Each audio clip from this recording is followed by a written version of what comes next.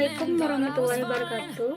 Perkenalkan, saya Marta Fidispira, NIM 1916010074. Kali ini saya akan menjelaskan atau menyampaikan UAS ujian akhir semester saya dengan mata kuliah Kebangsenteralan yang dibimbingi oleh Bu Usi Adilah Arsy.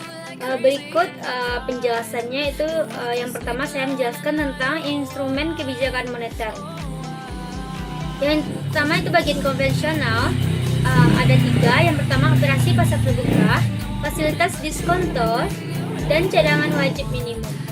Operasi terbuka dapat diartikan instrumen tidak langsung yang sangat penting karena sangat fleksibel dibandingkan dengan instrumen lainnya.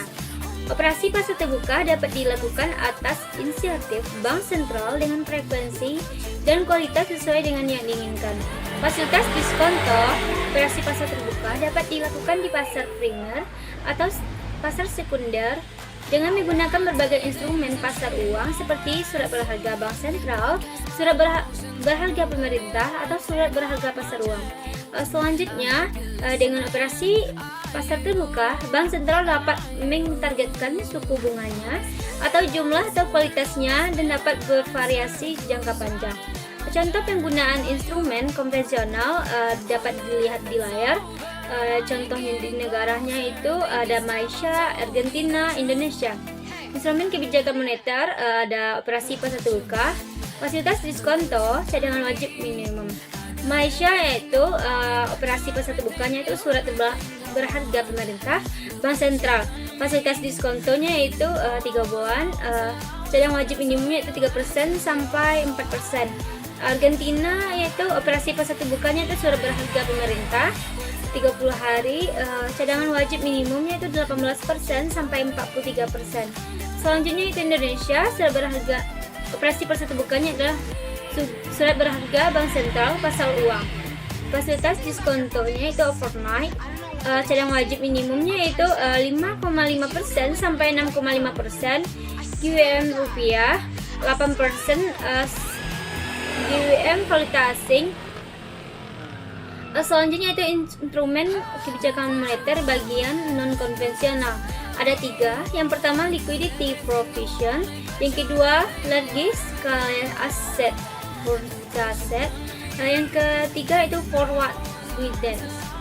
Selanjutnya itu dalam kondisi tidak normal, misalnya full scale financial crisis, beberapa negara maju yang mengalami zero lower bound program merumuskan instrumen non konvensional seperti berikut. Yang pertama itu liquidity provision, merujuk kepada upaya pelonggaran fasilitas pinjaman oleh bank sentral kepada bank komersial. Selanjutnya itu large scale asset purchase, merujuk kepada operasi pasar oleh bank sentral untuk pembelian surat utang skala besar yang bertujuan untuk mempengaruhi tingkat suku bunga dari segmen utang tertentu baik milik pemerintah. Selanjutnya itu forward guidance, merujuk kepada upaya pengolahan ekspektasi dari para pelaku pasar terutama mengenai tingkat suku bunga jangka panjang. Selanjutnya itu contoh penggunaan instrumen non konvensional, yaitu ada beberapa negara. Yang pertama Inggris, Amerika Serikat, dan Jepang. Instrumen kebijakan non konvensional, nama program dan periode. Di Inggris yaitu instrumen kebijakan non konvensional itu ada asset purchase facility, commercial paper, nama programnya itu AV1CV, periode 1 sampai 2009.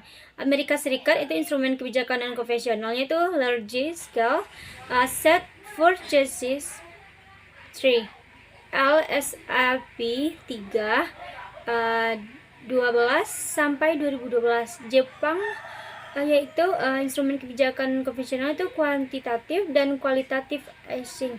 Nama programnya itu KKE, periode 4 sampai 2013. Sekian penjelasan dari saya. Jika ada kekurangan, saya mohon maaf. Wassalamualaikum warahmatullahi wabarakatuh.